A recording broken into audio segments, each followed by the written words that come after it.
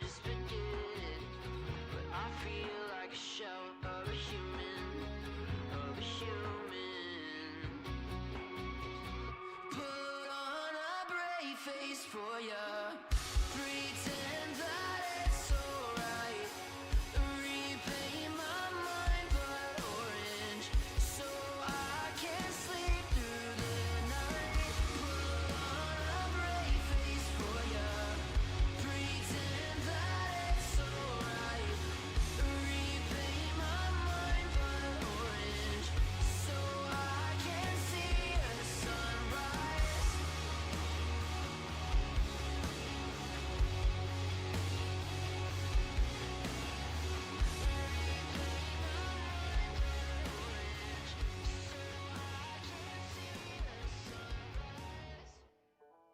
I've been thinking lately how much I miss you.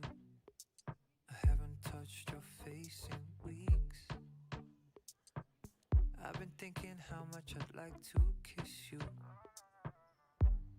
and the freckles on your cheeks. You know the hardest part of what I do is saying goodbye to you. By far the hardest part of what I do is saying goodbye to you. I promise I'm home soon to give my love to you. Just need to be with you. I gotta be. I promise I'm home soon. My arms around you. Just need to be with you. I gotta be. I'm coming home. There's nowhere else I'd rather go. I'll be back before you know. 'Cause baby, I'm coming home. Well, hello and good morning, X-Church family, everyone watching in the room, and especially watching online right now. We just want to say Happy Halloween! Yeah. We're having such a great time here at X-Church. We have all of our little kiddos running around Yes. in the X-Kids wing, dressed up in their costumes. It's been super fun so far. Me and my son are twinning, That's so cute. so we're both Spider-Man, so it's really cute. It's really cute. Yeah, but we're having a blast. So hey, before the experience starts, if you're watching online, go ahead and jump in the chat. Let Yes. us know where you're watching from. Let us know if you're dressed up this year, what you dressed up as. Yeah. You know? Yeah, Because- and all the parents that took their kids trick-or-treating, I feel bad for you, because every year it seems like Halloween has, like, trick-or-treat night is the Yeah. worst weather. So, Yes. you parents, first off, you're great. Good job taking your kids out there. Sorry it had to rain on you it so rained really bad. much. Yes, but today was we're so going to fun. have some fun. Yes. We are going to be doing Halloween candy ranking. Yes. And it can't, Halloween is just well known for candy. What's Halloween without a costume and candy? Exactly. So we have the costumes, Yes. and we're gonna talk about candy. Yes, we're going to talk about candy. So I have the honor and privilege today, right now, to go through my top 10 favorite candy. We're gonna start at So, number 10. Let's just hit the options real quick. Okay. So, we have Three Musketeers, Twix, Kit Kat, Milky Way, Snickers, Jolly Rancher, Starburst, Reese's Pumpkin, Skittles, and M&M's. Yes, it's gonna be fun. So in the chat, let us know what your favorite Halloween candy is as we go through the Yes. list. So, I have the honor and privilege of starting us off. So number 10, the worst candy that I believe to ever exist is Milky Way. Wow. I mean, Milky Way is legit the worst candy. It is so, even though it's chocolate, it's so basic. So number 10. I disagree. wholeheartedly. I will pray for you, but I think that Milky Way is the worst of these. And now number 9, M&M's. Number 9. M&Ms? M&M's. Yes. Listen. What? Like, I get it. Like, you know, if you run out of Halloween candy, you're like, oh, I guess I'll eat M&M's. That's why I put this at number 9. M&M's. It's just not your go-to Listen, candy. I don't want to hear your explanations. Okay. Number 8. I'm gonna What you keep got? going. Listen, Jolly Rancher, I got that at number 8. Okay, I'll agree with that. You agree? Okay, because you know, like when you think of Halloween, you think of chocolate. You think of chocolate. Yeah, good candy, not a good Halloween candy. Yes, I agree. Not festive enough. So, Jolly Rancher number 8, and at number 7 we have Skittles. I will agree with you again. See, hey, look at that. See, like Skittles, like you know, when you find it at the bottom of your bag and it's just super hard to chew on because Yeah. it makes your jaws hurt. And you It's like lose, gross M&Ms. yes, you lose all your teeth. Yeah, which is why M&Ms are number 9. Well, no. So, number 7, Skittles. And at number 6, Three Musketeers. And here's Wow. why. I ate this candy all the time as a child, and I got so tired of it, I decided to put it at number 6. That was my favorite candy when I was a kid. It was okay, but like, I wasn't like well versed enough to know Yeah. what good candy was, and you're gonna find out here shortly Okay. in my top 5. All right, well, even though we don't agree on that, what we do agree is this Wednesday Yes. is a really important day for our youth ministry, and that's because it is Culture Night. Yes. Culture Night's so fun. We do it once a month for all of our middle schoolers and high schoolers, and it's coming up this Wednesday. It's actually the last one of the year. Of the year. So if you've got a middle schooler or a high schooler, you got to make sure they're there. And if you've never heard of Culture Night, here's a little video to show you what it's like. Check it out.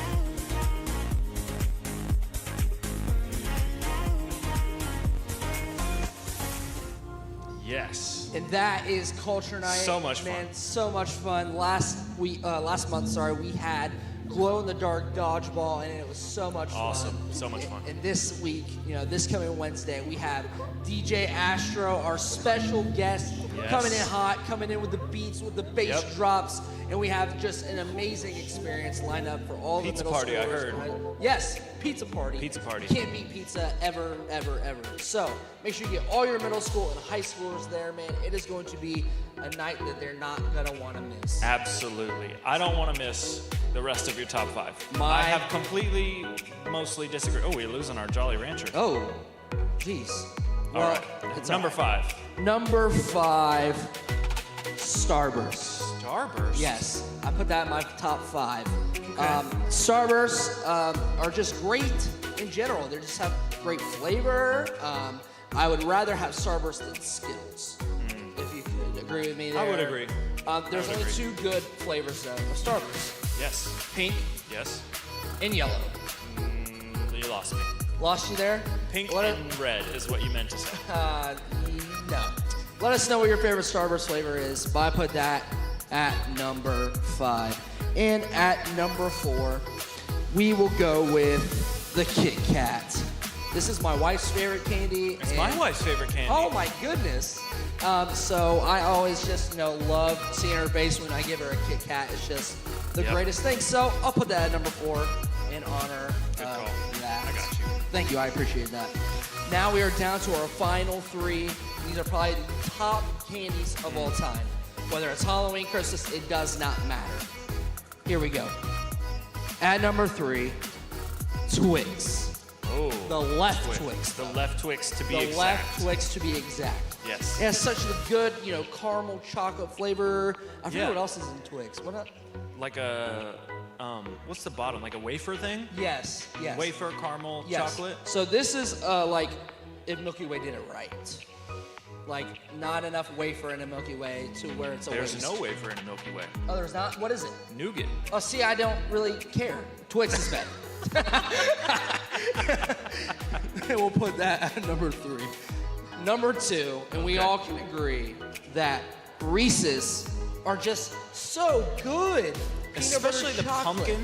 Yes. Like pumpkin. Regular Reese's is good, but the pumpkin or like the egg or the tree or whatever around the different holidays, Yes. just peak candy. Yes. So I I'm think gonna you put meant that- to put that at number 1, but you missed. No, I did not miss. Because if you're in the room and you love candy, you will agree with me on this. I will not. That Snickers is the greatest Halloween candy chocolate to ever be created. No. You're not you when you're hungry, but when I eat a Snickers, I am You myself. got Milky Way and Snickers mixed up. Okay, no way. Milky This Way is- is like if Snickers got it right. No, They nope. accidentally dropped peanuts in a Milky Way, and they're like, "Oh, it's Snickers." Wrong. This is my top Halloween candy of all time. All right. Let us know in well, the chat whatever. your favorites. Today's gonna be awesome. If you have been with us for the last couple weeks, you know we're in a series called Origins right now. We're going through a lot of complex, difficult to think about questions, like where did the universe come from? And maybe throughout this series, you've thought of some questions. So you can text your question to Origin, or text Origins to 94,000 with your question, and maybe it'll get answered. It's gonna be an incredible day. Jump in the Yeah. chat. Let's do this. Let's go.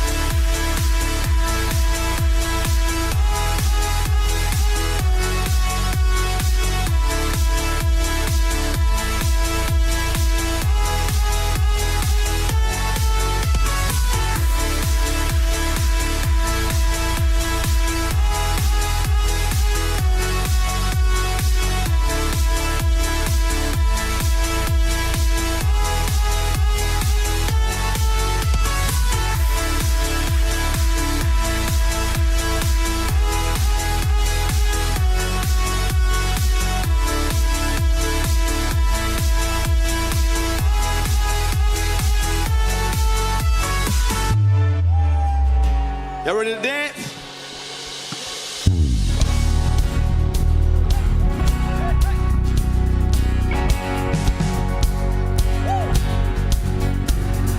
This may be a song that the captains can't yet sing, but if we sing long enough, they might join in with us. And this may be a dance that's too heavy for those chains, but if we dance long enough, well, the prisons will open up. Hey!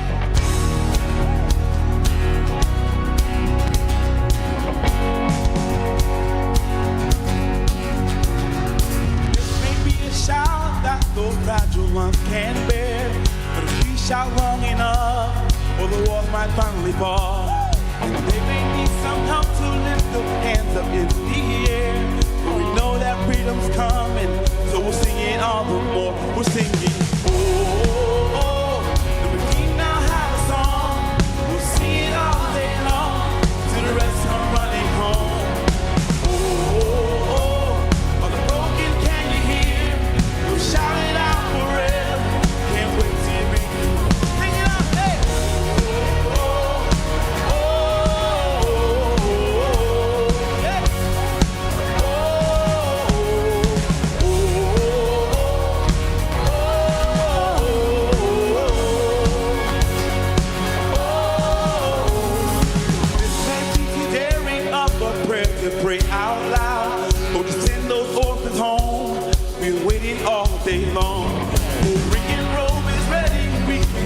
them coming now, just like the prodigal.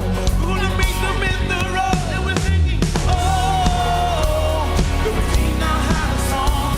We sing it all day long, till the rest come running home. Oh, a broken can you hear? We shout it out forever. Can't wait to make it. Sing it all, say.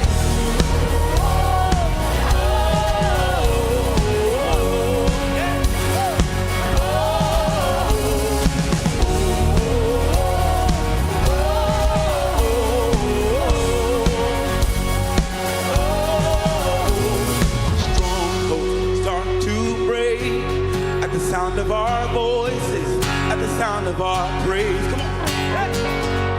Mountains, get out of our way. Can't you see us dancing? There's no room for you to stay. No, no, no.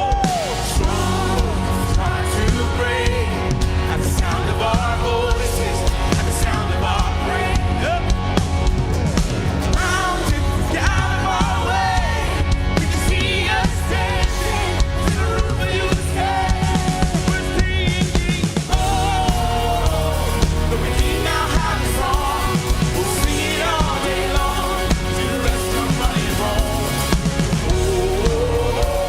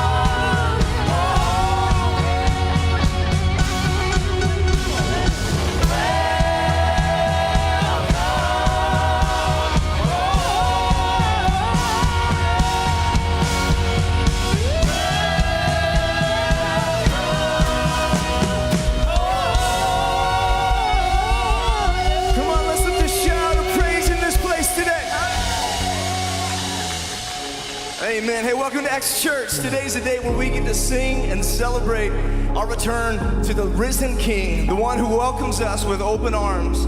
That's what we're doing today in this place. No matter how you walked in today, sad, frustrated, mad, joyful, let's return home to him with open arms. Come on, let's sing this now. Even the dark. Even the dark is not dark to you, and your night is bright as day. Though I try my best to hide in the shadows out of sight, I know your light always sees me through. Come on, let's sing to him now. God of the light, God of the light, search me inside. I give you all of me. Open my eyes, give me your sight. I wanna love like you, yeah. God, that's our prayer today. Search us, know us. Come on, church, sing it out. You know every little part of me. Why I wander, why I run. Though I try my best to escape from the heavens to the grave, I know that there's no place that you can. Come on, believe it. This I know, there's no place that you can be. God of the light, search me inside. I give you all of me. Open my eyes, give me your sight. I wanna love like you. I wanna love like you.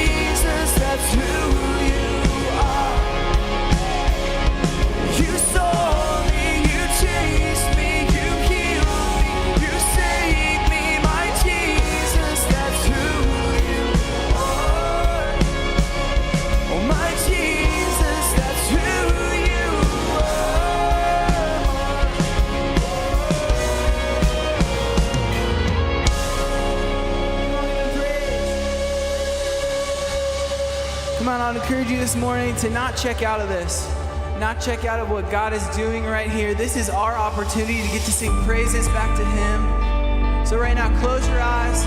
Whatever you have to do to focus your heart, this is a time, this is a gift that we get to worship God today. And I never want to take that for granted. So come right now, just sing, I search the highest of heights. Yeah. I search the highest of heights and the valley low. Nothing did satisfy. Turned up every stone. And I search the highest of heights in the valley low. Nothing did satisfy. I turned up every stone. I'm searching for purpose, longing for peace. But I found your presence, save me from me. I'm searching for purpose, longing for peace. I found your presence, save me from me. Yeah. Fill this room, Jesus. I search the highest of heights in the valley low. Nothing did satisfy. Turned up every stone. Searching for purpose, longing for peace. But I found your presence, save me from me. I'm searching for purpose, longing for peace. I found your presence, save me from me. Come on, sing this out today. 'Cause there is nothing that I want just to sit at your feet, Jesus. You are all I need. So there's nothing, there is nothing that I want more, just to sit at your feet, Jesus. You are all I need. Come on, that's our prayer today, that He is all we need.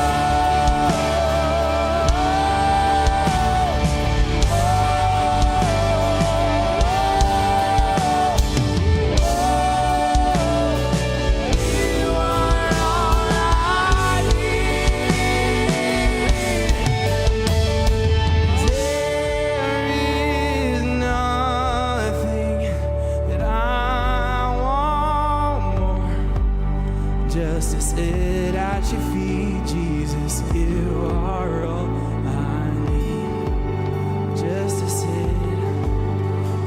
to sit at your feet, Jesus. You are all I need.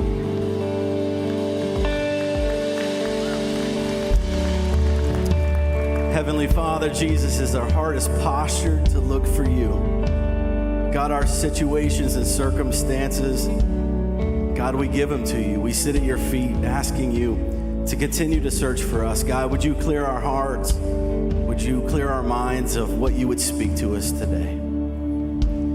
God, as we begin that pursuit for you, would you reveal things to us, God, that maybe we've never seen before? God, we love you and we thank you. It is in your name that we pray. And all of God's people say with great excitement, amen. You guys can go ahead and grab a seat. It is so good to kinda see you guys. There's a lot of smoke and haze up here, but I love to connect with you guys and just say welcome to each and every person that's here, but especially if it's your first time here with us today, we want to extend a special welcome. X Church, put your hands together, not with a golf clap, with a big clap. It is so good to have you guys here today. You'll hear this multiple times while you're here with us, but we love generosity. Generosity is our privilege, and we want you to be a part of that from day one. So if you're here with us today, if you could, just go across the foyer to the landing, and we will actually give the gift of $50 worth of groceries to the Mid-Ohio Food Bank just for you being here today. You get to join that journey of generosity with us from day one. It truly means a great deal. And for the rest of you that have been taking that journey, I just want to give you a little bit of an update of what God has been doing just for you guys, giving and the fruits that have been happening. We'll go back just a few nights ago to worship night. If you were here with us, man, it was incredible. We had dozens of hands in the air of either commitments to Christ or recommitments to Christ, and that's enough that we can go ahead and have a little praise celebration up in here. Man, what an incredible night. But more than that, we're reaching over a dozen correctional facilities with this message. So I'm going to make you guys clap again and say what's up to each and every person that's watching us at a correctional facility. It is so good to have you guys with us. They're sending all kinds of things in, letting us know what God is doing. And then next week, after the first experience, we're going to be sending a group of people for Hurricane Ida, hurricane relief. It's going to be phenomenal, so thank you guys for doing what you do. But hey, I also want to let you guys know about a couple things that are coming up. If you want to be involved with what God is doing in this place, Welcome to the X is next weekend. There's Connect cards in front of you around your seat somewhere. You can go ahead and say, I'm interested in Welcome to the X. Put them in one of the offering receptacles around the area, and we'll get in contact with you this week and let you know what's going on. And then also, Culture Night is this coming Wednesday. It's going to be phenomenal. It's going to be the last one of the year, and they have a huge announcement to make. I don't want to spoil it, but it is going to be huge. It's coming up for next year, and man, I'm telling you, it's going to be a game changer for our youth ministry. So if you have a student from 6th to 12th grade, get them here this Wednesday night. I'm sure you've probably heard about it a million times, but it's that important. And then also, I just wanted to lean in a little bit to this message series called Origins that we've been in. Man, God has been doing some great things to prove science and science proving faith all at the same time. But I want to introduce you into a story of Megan. This is something that meant the world to her, us talking about this very topic. Would you go ahead and check out this video? Hi, my name's Megan. I went to college at OSU, and I majored in biology. Everything that I was taught in class contradicted everything that I was taught growing up. I would have to study subjects on creation and evolution, and the longer I spent in that material, the easier it was for me to start to negate those things that I was taught growing up. And so I found myself in this sort of identity crisis where I wasn't sure what to believe, but the one thing that remained constant for me was the science. And then I started working where I work right now as an emergency department technician. The trauma that we see there is probably the worst in our community. I kept questioning how, if there was a God out there, then how would he allow me and people that he claims to love to either go through this trauma or to witness it? And that led to emotional boundaries being put up, my mom started going to X Church in September, and she'd been asking me every week to join her. When my sister started going, I finally decided that I'd give it a shot, mostly just to appease my mom. That first service that I listened to here at X Church was all about how the lost are not truly lost and that there's always a way back. And I just felt welcomed, and I felt like my presence here was wanted. All I knew was that I wanted more of it. And so I started to make church a priority here. And every week just got better, and it seemed like every week was written for me. And those emotional connections got stronger, and I found that through those, I actually felt the emotional walls that I'd built up start to come down. And they didn't just come down all at once. I still had a lot of questions, and I was still pretty reserved when it came to my beliefs, and I resorted a lot back to my scientific background. That continued up until March 14th. It was Pastor Tim's message about how for so long faith and science have been thought of as these two separate entities, and that where there's faith, there's no room for science, and where there's science, there's no room for faith. And his message was all about how God could not have done what he did without science, and how science could not have done what it's done without God. I was sitting in that message, and my palms were sweating, and I was just overcome with this realization that these walls that I'd put up to back these beliefs that I had in science actually never needed to be there in the first place. So my job has now become just kind of this opportunity that never ends to be present in the lives of others during their vulnerable times, just for the Spirit of God to pour out of me and for them to know that there is something different there. And I've surrendered control of a lot of situations that I can't control in life, and that's just brought a whole new sense of peace. And when you open your mind and your heart to God, he takes full advantage of it. Well, welcome to X Church. I'm so glad that you're joining us. I want to just look in the camera and welcome everybody that's tuning in online, whether it's a Global X fam or if you're watching this on YouTube, maybe in the year 2026. We're glad to have you. Do you think YouTube's going to be around in 2026? Probably, but anyways. Well, hey, I want to just say welcome. And if you are new, you're catching us in the middle of a series where we're asking some really hard questions. They're questions that most of us think about anyways, and trying to discover, is there an intersection between faith and science? Because oftentimes it feels like they're two opposing camps, and you're either in one or the other. And so we've been actually talking about some real deep origins type questions. In fact, what we're talking about might create questions. And so we've kind of just even proposed on the front end that if you have questions, and we've gotten several questions already, I want to just point to this, that you can text us the word origins to 94,000. They're going to stick it up. There you go. Origins to 94,000 if you have a question. And today, of all topics, might evoke questions or comments or whatever. And so if you have them, preferably questions, you can send those to us via text. We would love to engage in this conversation with you.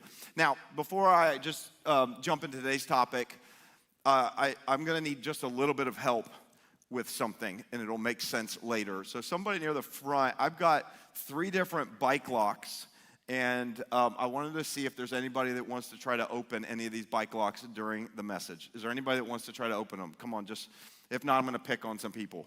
I'm going to pick on some. Okay, you want to open one? Here's the deal, though. I forgot to mention that anybody who can open up this bike lock in the message wins my $100. Too bad nobody really wanted to do that. Pastor Steve, you said you wanted to. Do you want to go for the $100? Okay, here you go. All right, you can work on it. You also have to pay attention. All right, well, so what you want to try one? You want to try one, or Aaron? Aaron, let's let Aaron try one. There, and then how about you, Rebecca? This one only has 3. You should be able to do that, right? So anyways, you work on that. Okay, we're going to talk about that a little bit later. All right, I just Wanted to throw that out there. Now, no pun intended. So last couple weeks, we talked about some really big philosophical questions. Week 1, we talked about where did God come from, or this really big question, how do we know if there is a God? It's a great question, okay? Last week, we talked about the universe. Where did the universe come from? A lot of physics, a lot of science, okay? And for those of you that like that stuff, you'll probably enjoy today. If you don't, come back next week. I promise we're going to move from science to history class. I don't know if that's any better for some of you, okay? But last week we talked about the universe. So we spent most of our time last week looking through the lens of a telescope. Today we're going to spend our time looking through a microscope. We're going to talk about biology, okay? Here's our question for biology. Where did we come from? That's a great question. It's a question we've been asking from the beginning of human existence. When I say we, what I'm talking about specifically is life, and even more specifically, human life, okay? Where did we come from? This is a big question. Again, this is something that I think all of us have probably thought about. You know, it's one thing to spend your time lying on your back, looking up at the stars, thinking about, wow, where did all that come from? It's another thing when you look inside and you ask the question, where did I come from? Great question. Now, growing up, kind of like the story that we heard earlier, I had a similar background. I grew up in a faith context. I don't know if you guys did or didn't. I grew up in an environment where I was going to church all the time, okay, a Christian environment. And so my perspective of this question was that there was only 2 options, just 2 options, okay? There was the option that I was given through my faith context about the creation of life, and then there was the option that was given by our culture that was different. But there are only 2 options. And we kind of been talking about there's kind of basically only 2 frameworks for how to view life. In fact, if you want to take notes and get a guide, or you just want to write this down, I'll put some stuff on the board. So today, as we talk about biology, this is not Biology 101, this is Biology 401. Anyways, we're going to move on. There's 2 basic ways that we can view this world. We talked about them last week, right?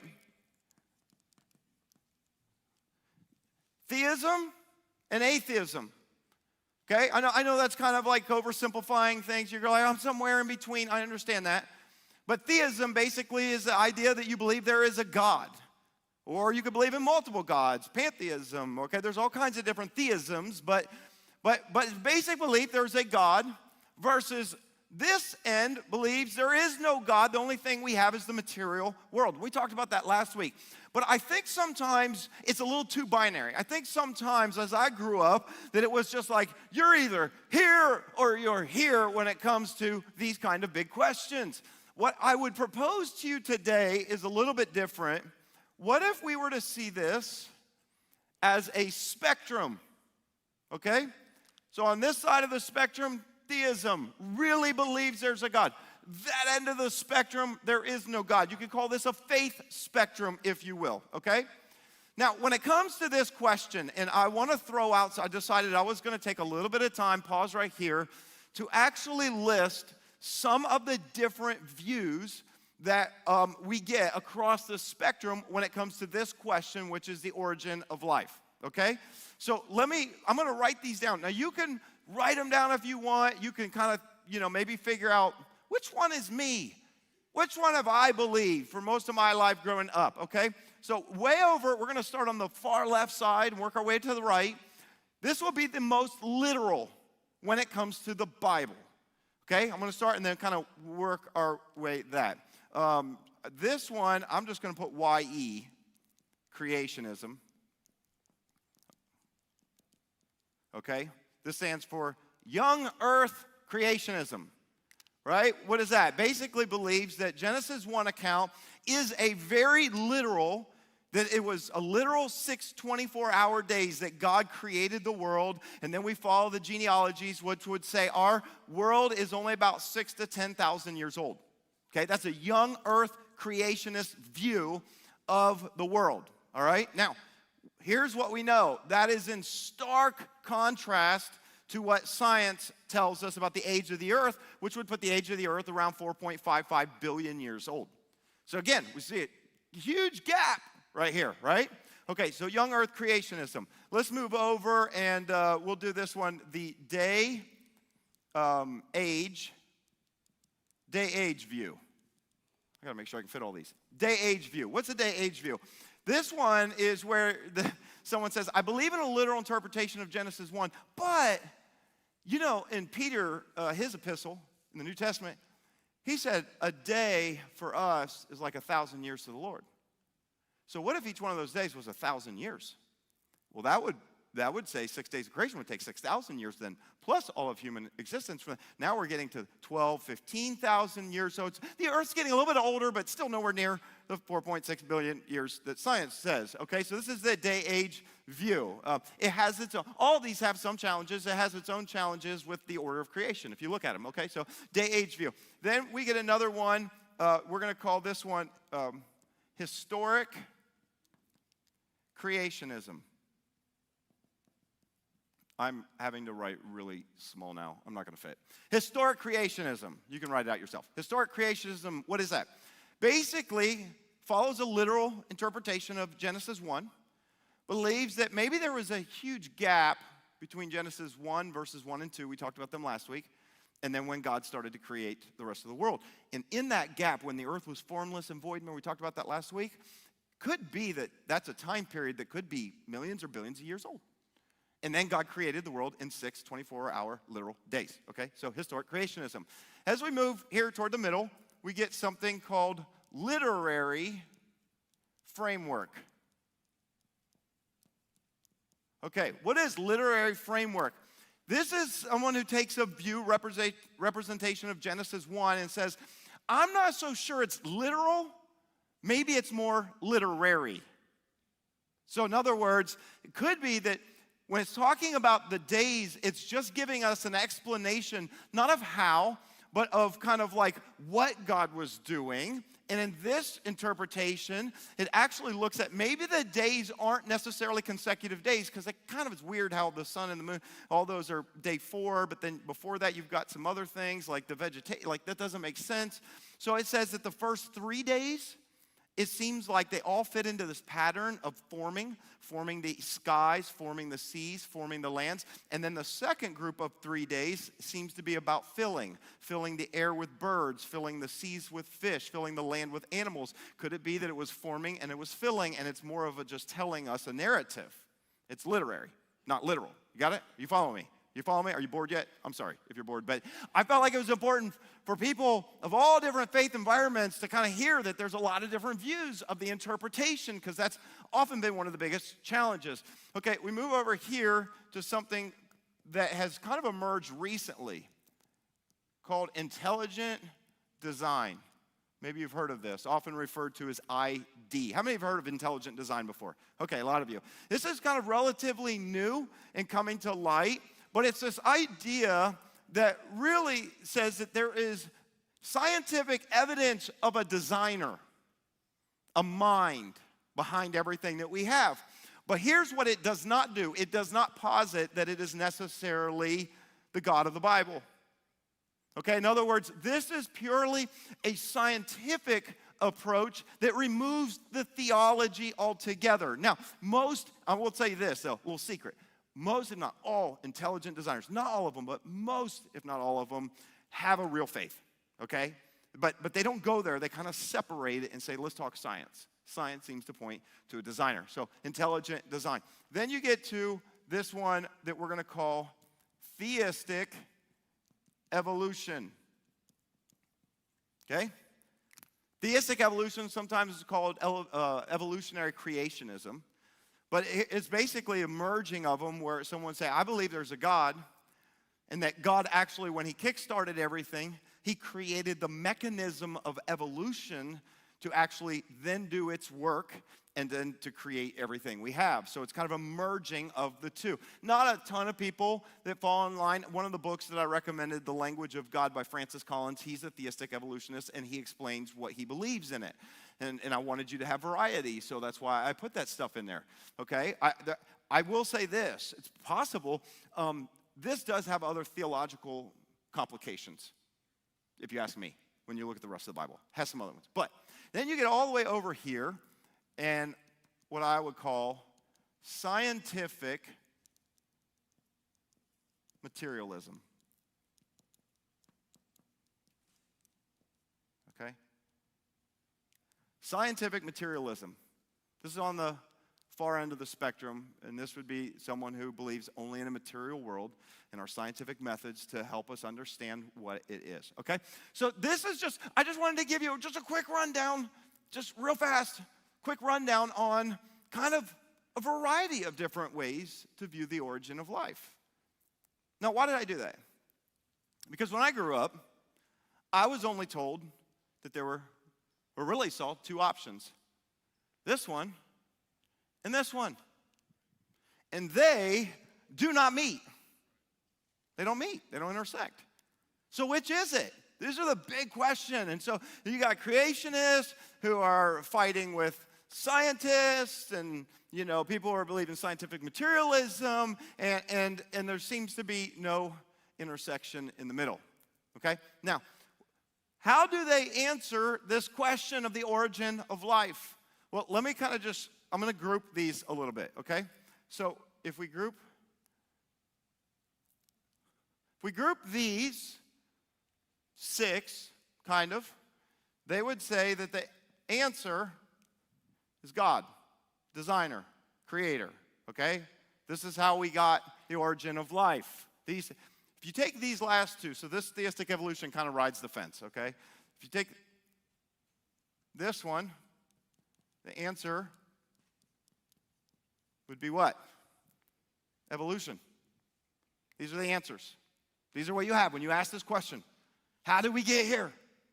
You know, these views all kind of posit that there's a God or a designer, or even intelligent design, even though they pretend they're not, but it's okay, believe that there's some kind of mind or force or something behind everything. And this one, evolution. Now, where does this view, most of these views come from, other intelligent design?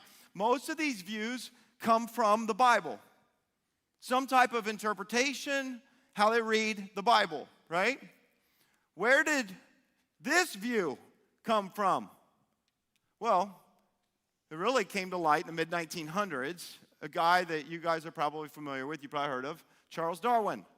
Charles Darwin wrote a book that he released in 1859. Does anybody know what it's called? It's called On the Origin of Species. I guarantee you most everybody here has heard about it.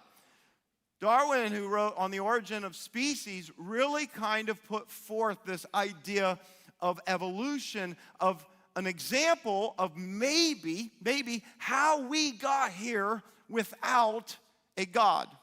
A materialistic only view. Now, here's what I know.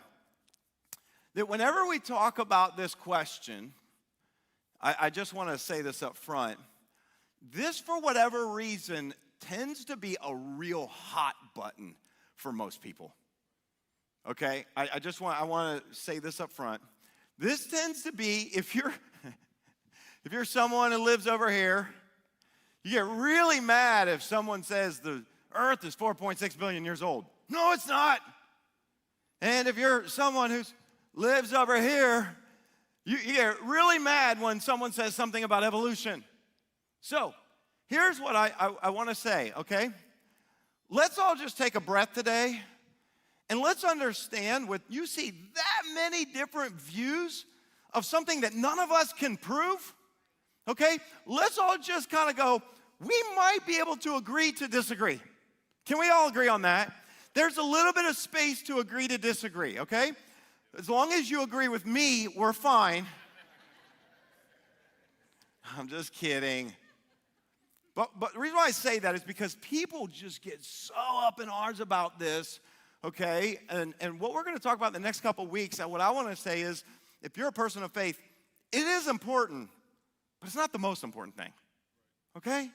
So let's just kind of just relax a little bit. I want to talk a little bit today specifically about evolution. Why? Because, well, this, for the most part, most of these aren't scientific theories. We're talking about the intersection of faith and science. They're not. They come from the Bible. It's what people kind of just believe by faith, and there's some science and there's some things that point to it, but I want to talk specifically, we're here to talk about science a little bit. And so I want to talk a little bit about evolution. I want to talk about what science has continued to give us in regards to evolution. At the end of the day, you can make up your own mind of what you believe. I'm good with that. I really am. It doesn't really affect me, but I will say this, and I want to show you at the end, it does affect you. What you believe about this does affect you, okay? So in order for us to get on the same page, let me try to see if I can kind of condense our understanding of evolution. Because evolution actually can mean several different things, but I want to just point out two commonly understood, accepted definitions of evolution in our world today. No matter where people are on the spectrum, these are things that most people can agree on. Okay, the first definition I want to talk about is called microevolution. You probably heard this term before, right? These are my definitions, but I'm just trying to summarize what I think them to be. Microevolution, adaptations that take place within a species over a short period of time. Okay? This is not even questioned by anybody. This is something we know to be fact. That we see within our own species of animals and things like that, that there is the body and the design of to be able to adapt to the environment for survival. I'll give you some examples of where we see this in life today. I don't know if you've ever had a doctor tell you, like, they don't want to give you this antibiotic too much, because if they give you an antibiotic too much, that your body might build up a resistance to the antibiotic. What is that? It's your body adapting to something, okay? We see this with viruses. We see this with bacteria. If there's anything, we all got a lesson on this for the last 2 years with COVID-19. And we see that it is mutating. It's changing to survive, okay? So now we have, I just found this out, Delta Plus.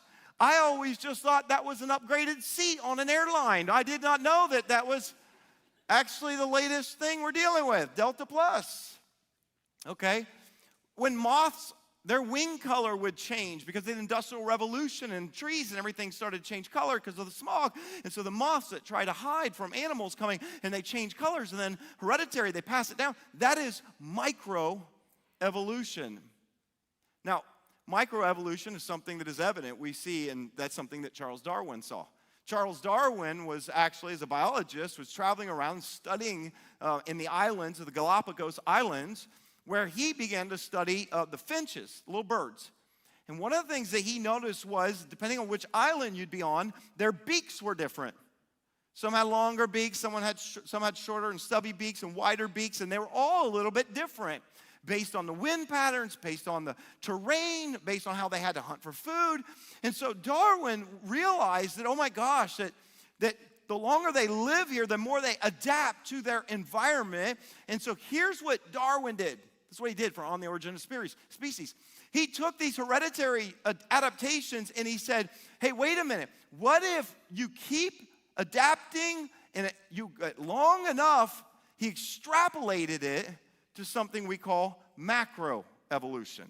Let me show you a definition for macroevolution. I did this to simplify it a little bit. Significant, what I call evolutionary change that can create entirely new species over very long periods of time, okay? And now when I say evolutionary change, what I'm talking about is I'm talking about natural selection, okay? Acting on variations or mutations in an organism to create something. Here's what he said, not just change the color of the moths, or not just change the beak length, okay? But he said to actually change to a different structure, a different body plan, a different phenotypic body plan, okay? A phenotype is a body plan of an animal. This is what he said. This was macro. Macroevolution is probably what most of you think about when I said evolution. You didn't think about the micro, you thought about the macro. That's what we naturally think about as macro. Now, here's what I want you to understand. Macroevolution is where creation theories or myths, or however you want to say it, where creation and evolution part ways. Macroevolution. Microevolution, we can all agree. Macroevolution, this is where they tend to part ways, okay? In this real big question. Now, here's what I imagine.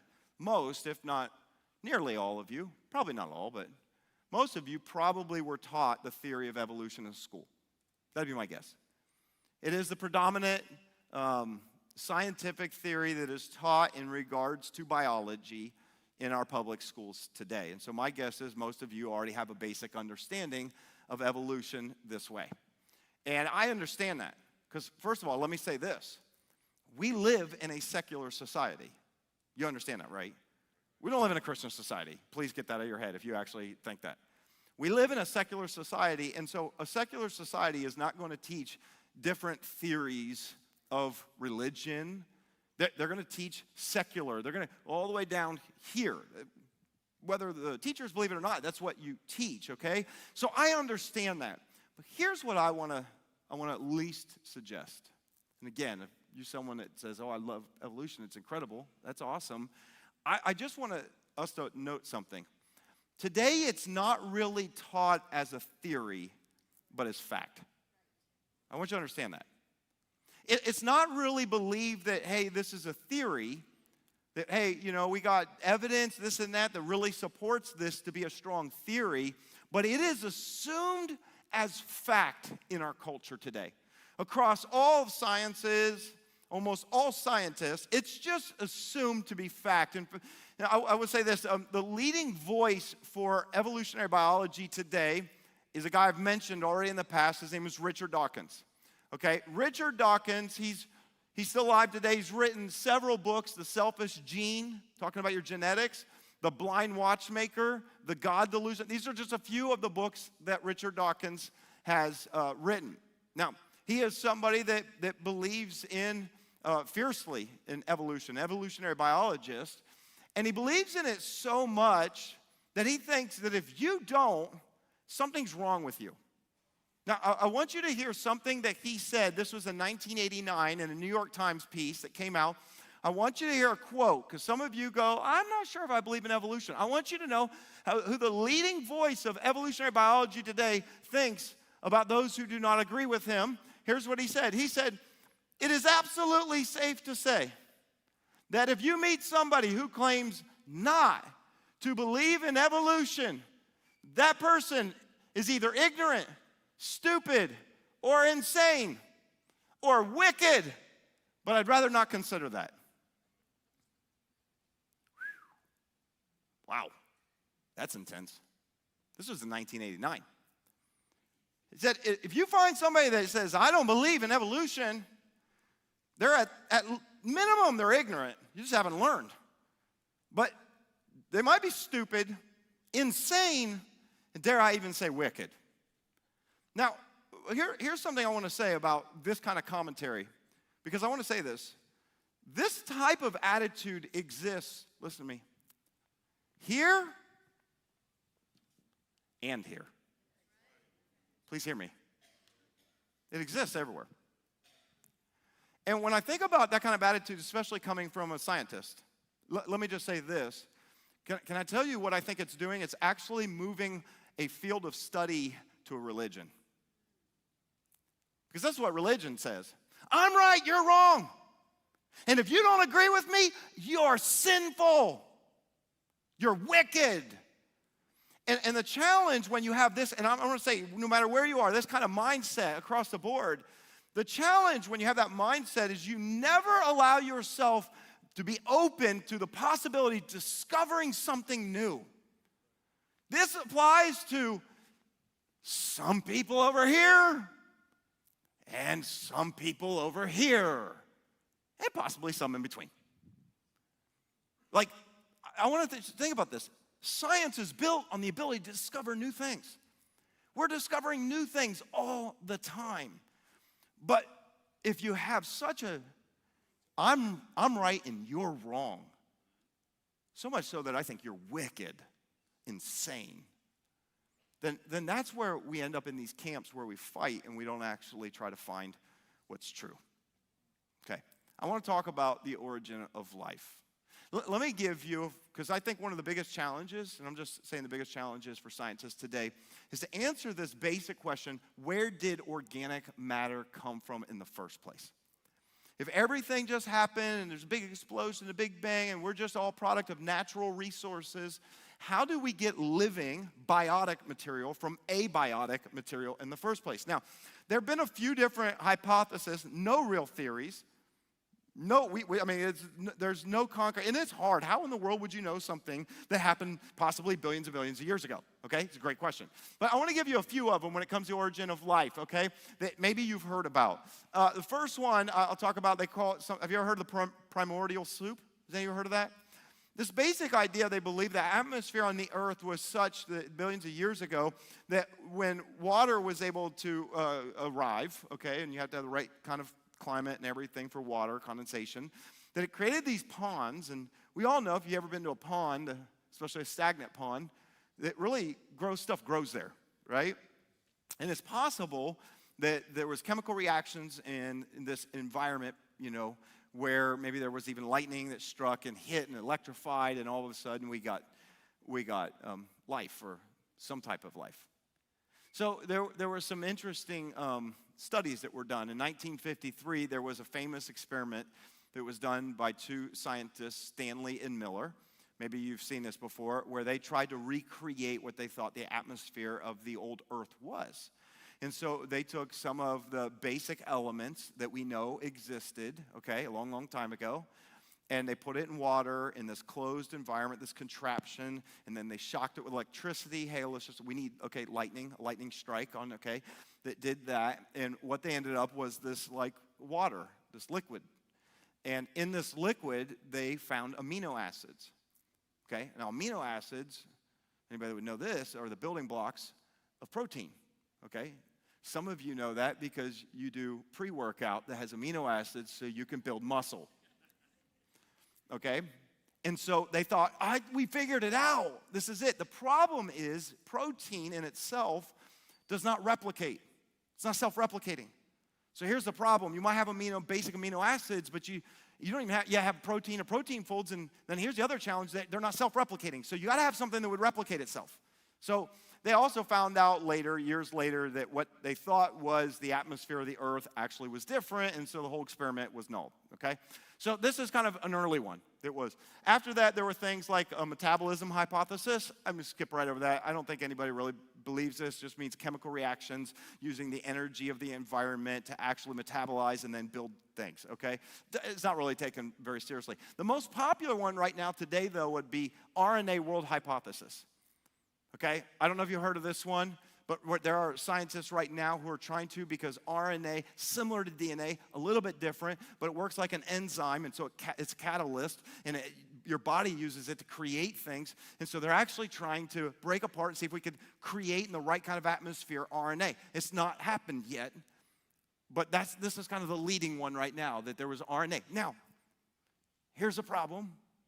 We're not sure how the first RNA got there. But if we had RNA and maybe we figure out how it came to go, then we'll get a little bit further into that.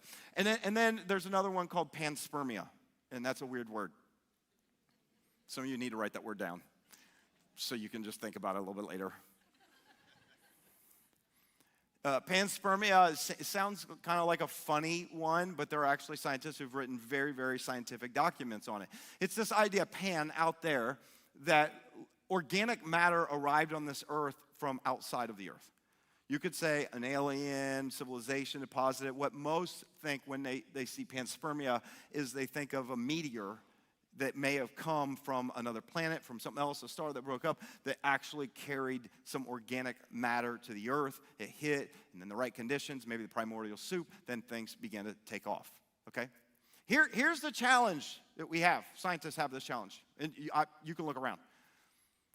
We have 0 experiments in the lab where we are able to produce any self-replicating material, living cell from abiotic material. Hasn't happened yet. I'm not saying it won't. Scientists are trying. I'm just saying this is still a problem. But what most people do is they go, I know, but we're here. We are here. So let's just deal with that.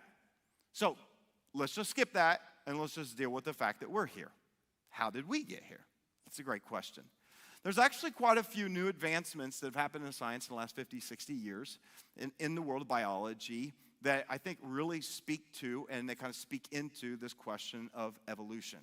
And how real is it? The primary one that I want to talk about today is a specific field of study that you may really love this. This is going to get you so excited. Molecular biology. Okay, I did not expect that.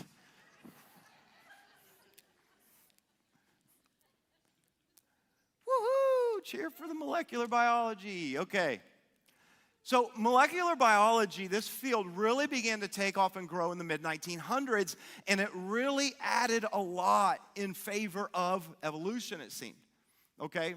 Really where this kind of took off, because here's the problem, okay? Evolutionists that kind of subscribe to Darwin's theory about hereditary changes with enough time, gradually, natural selection, the challenge was they had no real mechanism. Didn't understand it. Darwin didn't. He didn't have the tools. He didn't have the microscopes, the things that we have today. Well, as we got those things, we discovered some things about the cell. And in 1953, there was a huge discovery by two scientists, okay, Watson and Crick. Maybe you heard I mentioned them week one. But they discovered inside the nucleus of a cell is this thing that looks like a double helix. It looks like this in our DNA. Now, this was a significant find, huge find. Now, if you're wondering what that is, it's the structure inside of your nucleus of every cell that has these 4 bases, nucleotides, that get arranged, okay? They get arranged along the spine of this structure, and then based on the sequence of these bases, these nucleotides, that it produces genetic information that is necessary when you're a little bitty in the embryo that actually enables to form body parts and everything that is you, okay? Huge find in 1953, all right? So here's the thing about what they discovered. They discovered what's inside all of us is like code. It's like programmer's code, computer code. I don't know if any of you work in the software industry, any of you programmers, okay? I worked in it for a while. I used to write code with Unix, but it's software code. And we know code because we do everything in code. Do you know you talk in code all the time? The alphabet is a code, right? It's got 26 symbols. And you put them together in a specific order or sequence, and it enables you to create something meaningful, right? You understand that? I mean, if I were to get up here and say, forget the order, forget the sequence, I'm just going to get up here, and I'm just going to give you symbols of the code. And I just got up here, and I was, b, d, s, z, l, g, f. You'd be like, oh, that was such a great message. But then you would say it to me like, d, g, f, j. And we'd be like, all right, and high five each other. No, the reason why language works is because there's an order to it. Everything has to be in an exact sequence for the program to work. I love what Bill Gates said about DNA. Bill Gates, right? I mean, there's a guy who knows programming. He knows code. He said DNA is like a computer program, but far, far more advanced than any software ever created. One of the most brilliant designers, programmers, said what we discover about the genetic code inside of us, that it is more complicated and elegant than anything we've ever created. And it appeared, it must have evolved. This is what Darwin's theory is. Now, Darwin, let me just say this. Darwin did not have the ability to be able to know about genetic information. He didn't have that, okay? So what happened in the mid-1900s, and evolution was still kind of on unequal footing, I don't know about this, is something came alive in Darwinism that was now called neo-Darwinism. I'm going to write that down, okay? This evolved into neo-Darwinism. What is neo-Darwinism? Neo-Darwinism is taking what Darwin's theory was of hereditary adaptation and mutation, but now it has a mechanism working with genetics. At the time, Mendelian genetics was taking off, this understanding of our genes, okay? And so all of a sudden now you have Neo-Darwinism, which now has a mechanism. Now we know how it works. However, let me say this. Molecular biology is a double-edged sword. This was a double-edged sword. All of a sudden, it seemed to make evolution really tenable. Now we understood that all you have to do is rearrange some of the bases in a different order, and you can create something else altogether. In fact, you should know this, that we share a common amount of DNA with a lot of the animals that exist. Did you know this? You and your cat are about 90% the same. I didn't know if you knew that. Okay? You are. You're about 90%. The DNA is about 90% identical. So the idea is it must have been a few things that changed here and there, and then eventually we have a completely different species. Now, the challenge to this is that while this is growing and this theory is taking off and no longer theory, but now fact, is there are a lot of scientists that are starting to see some real trouble with it, okay? And in 1966, there were a group of mathematicians and computer programmers, physicists, people from MIT. They all met at this conference with evolutionary biologists in 1966. And let me give you the title of this conference. Mathematical Challenges to the Neo-Darwinian Interpretation of Evolution. How many of you were like, I wish I could have been at that conference? I have this mental picture in my mind of what it looked like. I'm not trying to stereotype scientists. I'm just saying mathematicians, physicists, and scientists all getting in a room together. This must have been exciting, right? But here's the challenge that they give. Now, this was in 1966. The challenge that these guys gave is they said, hey, wait a minute. We know code. We know code really well. We're programmers. We're mathematicians. And they said, here's our understanding of code, programming. If you change sometimes just one part of the code, it doesn't make a better program. It actually destroys the program. How do we explain mutation with now this elegant DNA that so beautifully creates us and everything? How do you explain modifying it randomly? This is not guided, undirected, unguided. This is evolution. How do you explain modifying it a little bit and all of a sudden we get something new and fresh and it's completely different? This was a huge question mark that they proposed to evolutionary biologists. Again, the reason why I'm saying this is because you're never going to hear about this in the culture you're in or ever taught in schools. You're not going to hear this. But this was a major issue when it comes to code. They're like, we know what happens, and let me just say this, in our culture, we know what happens when there's a disorder with the genes. My wife, who works in the NICU, sees what happens when babies are born with genetic disorders. Some of you, can I just say this? This isn't science, this is personal. You have a family member, a close friend, a child that has a genetic disorder, cystic fibrosis, Down syndrome, okay? Anytime we see this, it always tends to hurt. It doesn't create something better. This was the question. Then it came along a biologist, a molecular biologist named Michael Denton.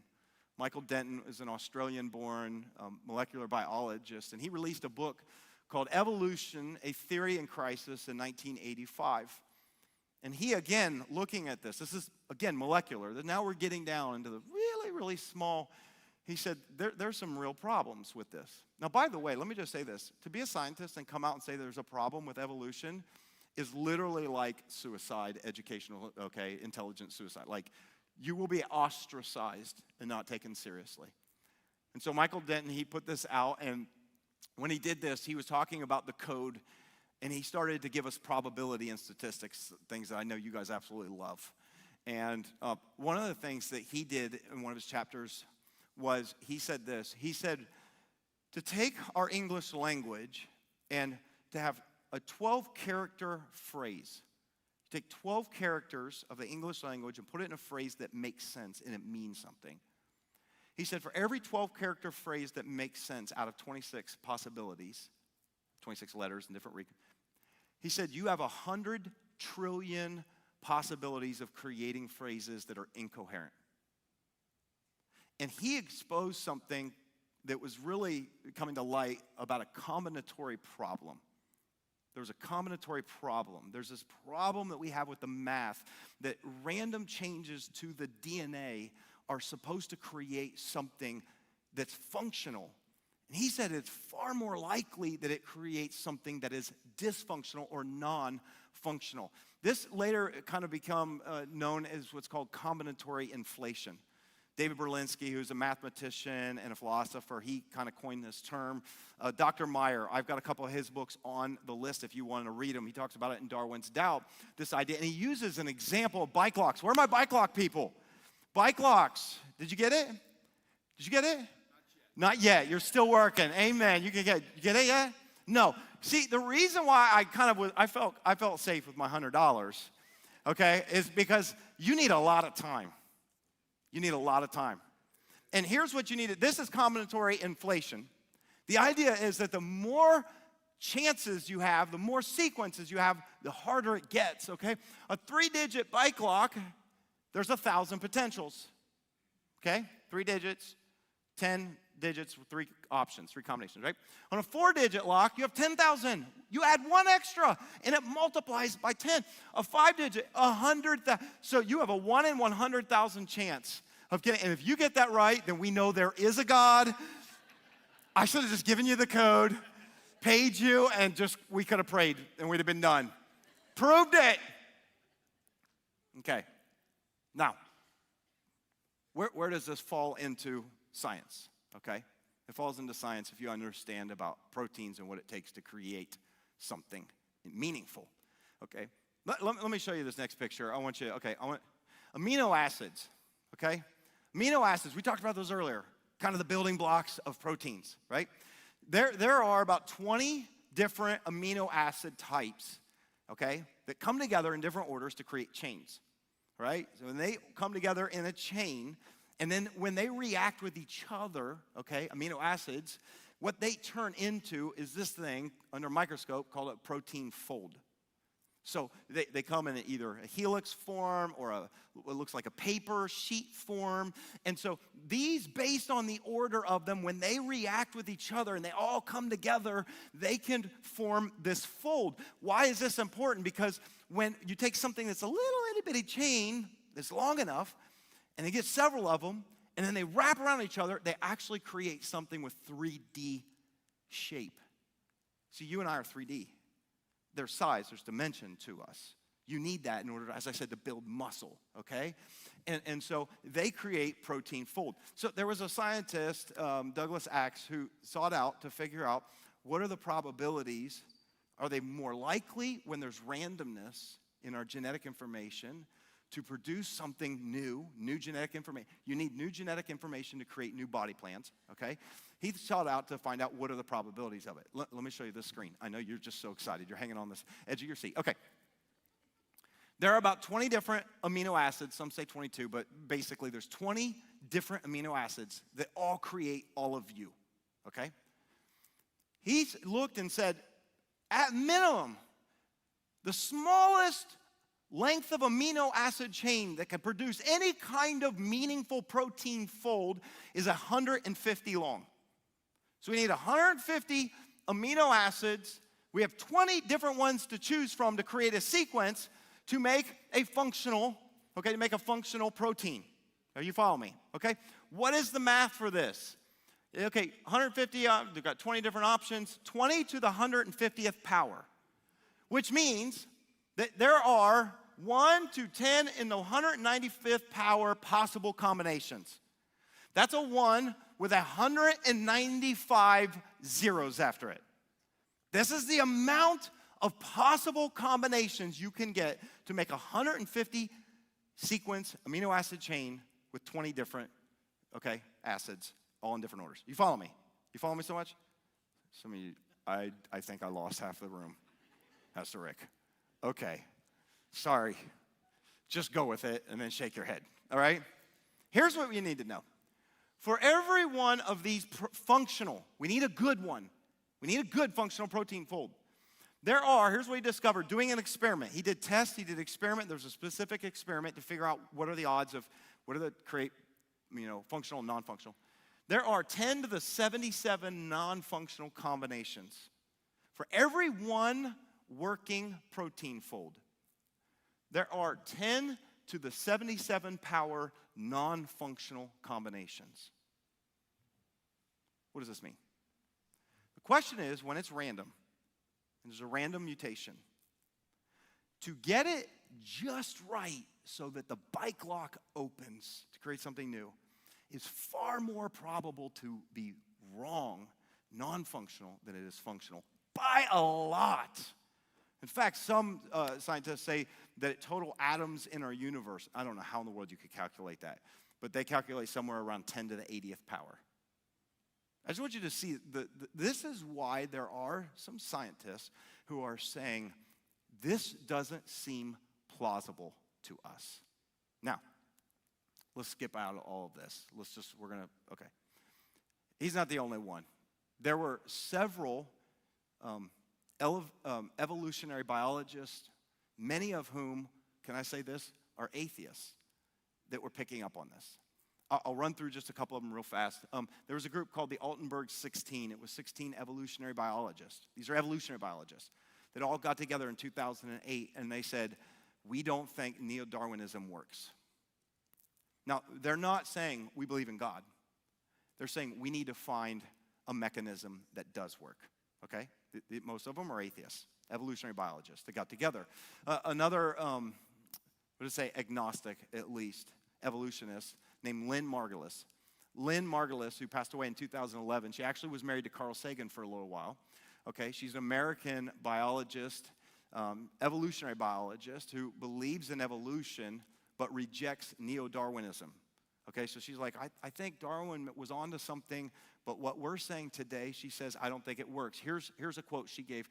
She said this, and this was right before she passed away. Natural selection eliminates, so it can remove, and maybe even maintains, but it doesn't create. Neo-Darwinists say that new species emerge when mutations occur and modify an organism. I believed it until I looked for the evidence. She's not a faith-based person. She's agnostic. She just says that what we have today, this is what we're saying is fact. She's saying it does not work. And then as late as 2016 at the Royal Society of London, there was, which by the way is the oldest scientific body on the planet, hundreds of years old, the most highest reputable group of scientists there are, okay? In 2016, there was a guy named Gerd Mueller, who is an evolutionary biologist. This is not a faith person. This is not someone that believes in creation, any version of it. Evolutionary biologist that presented to, imagine this, the Royal Society of London, all these scientists that presented where he believes that evolution cannot create new material. Neo-Darwinism does not work. This is what he said. Now, this is like, in your field of study, this is like political suicide. But why do we have scientists coming out and saying this? Because science is leading them to it. Now, I know right now some of you are like, I believe in evolution. I don't like this. That's fine. We can disagree. Here's what I have found. Oddly enough, this is what I found. We will be having this debate 100 years from now. It's never going to end. Here's why. Because theists don't agree with atheists. And as I showed you today, atheists aren't agreeing with atheists. We can't agree. Because that's a really hard question to answer. How did life emerge? I didn't even have time to talk about geology, the Cambrian explosion of 520 million years ago. I don't have time to talk about that. I don't have time to talk about the irreducible complexity of the cell that we're discovering, that for it to gradually emerge, it seems an impossibility. Don't have time. We don't have time to talk about a lot of things. The emergence of the mind. We don't have time to talk about these things like, how about consciousness? All of these things. We don't have an answer for them. We really don't. The real question, I guess, that we all have to ask is this. Why does this matter? Does it really matter? Because some of you are like, I didn't need to go to science class today. It's not going to change anything. We leave. I'm going to go get lunch. And I'm really not going to think about this again. I understand. Here's what I would encourage you. Maybe you don't have to think about the origin of life. No. Maybe that question is just too big. But the real question that maybe we should all wrestle with is this one. What about the origin of you? That's the question I would ask. I'm not talking about life out there, and I'm not talking about science experience, and I'm not talking about what could have happened 4.6 billion years ago. I'm not talking about any of that. What I want to ask is, what about the origin of you? Where did you come from? You see, how we answer this question does matter for us personally. And here's what we get when we try to ask these questions. Two basic things we get. If God is the answer, then this is what it infers about you and me. That you and I are a product of creation. If God started it all, what does that mean about you and what does it mean about me? That you and I, that we're a product of his creation. I know that doesn't sound personal, but we are. In other words, he created us and we're the result of it. But if this is correct, then here's what you and I are.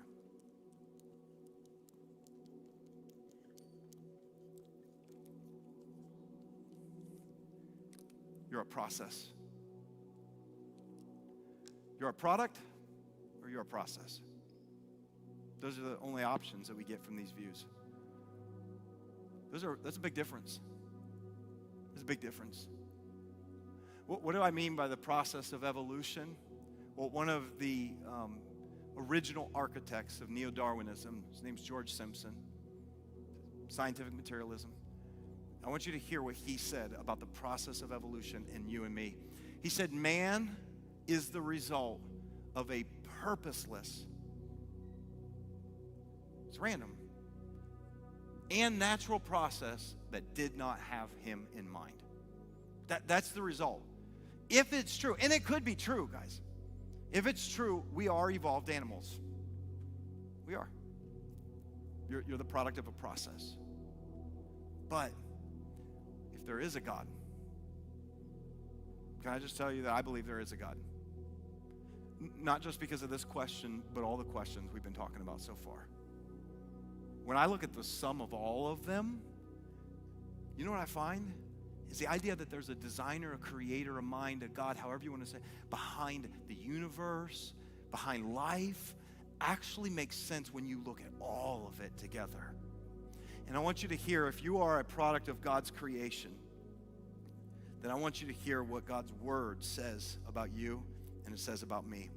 In Psalm 139, verse 13 through 16, it says this. I love how the psalmist says this to God.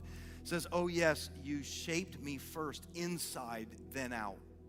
You formed me in my mother's womb. I thank you, high God. You are breathtaking, body and soul. I am marvelously made. I worship and adoration. What a creation. You know me inside and out. You know every bone in my body. You know exactly how I was made bit by bit. Molecular biology, I love that. How I was sculpted from nothing into something like an open book. You watched me grow from conception to birth. All the stages of my life were spread out before you. The days of my life all prepared before I lived one day. What does that mean? It means purpose. If there is a God, when you look at humans, you look at yourself under a microscope, you will stand in awe of a programmer, a designer, someone that elegantly and beautifully put together this masterpiece. And it leaves us with this question: why? See, this question only asks how. But this one asks who. It asks why. And I want to say that I believe, and this is what matters. Why are we different than every other creature? Because God created you for a relationship. Not just relationship with each other, but listen to me, but relationship with Him. To me, that's the difference in these views. And so listen, we can agree and we can disagree. It's okay. But just understand the implications of what we believe, not out there and with science, but understand it with you. Let me pray. Father, I believe that you're real. And I believe that, God, you created me. You created us. God, if you did, then we ask that question, why? And from what I understand in my personal experience, I believe that, God, you wanted a relationship with us. As I'm praying, I need you to hear this today. Maybe you've never looked at yourself this way before, but I don't believe that you're a process of evolution. You might, that's fine. But I want you to also consider that maybe you're the product of God's ingenuity. That maybe you were made in the image of God because He wanted a relationship with you. And I imagine, because I think every one of us, there's a longing inside of us for it. We want to know if there is a God. I want to know this God. And I believe that's because that's how He made you. And so, God, I pray that in these moments, that, God, you'd reveal yourself as a God of love and a God that desires a relationship with His creation. And I pray that in this moment, God, our act of our response is worship. That, God, we thank you. I just say thank you. Thank you, God, for life. I believe life is valuable. I believe life is precious. God, I'm thanking you now for the breath in my lungs. Maybe just in a moment you could thank God for the breath in your lungs. I thank you for the blood that circulates through my body and my heart that is beating, though nothing causes it. It just beats because, God, you designed it to. God, thank you for making me beautiful and complex. I believe it's a reflection of my Creator. And I pray, God, that this week maybe our relationship with you will go to a deeper level through our understanding of this world. We pray all of these things in the name of Jesus. And everybody said, amen. Amen. Hey, listen, thank you for joining class. This is the last biology class that you have to sit through. You have graduated, okay? Listen, I know some are like, thank God. I promise you next week is going to be so different. Next week's going to be a little bit of history, so do me a favor, bring somebody with you. Class dismissed. We'll see you guys.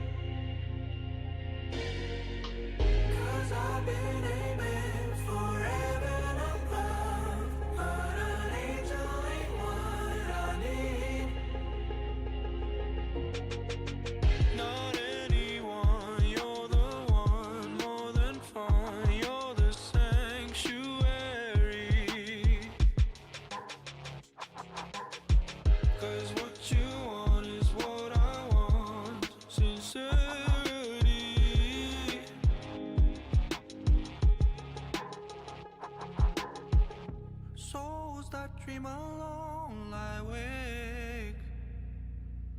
I'll give you something so real.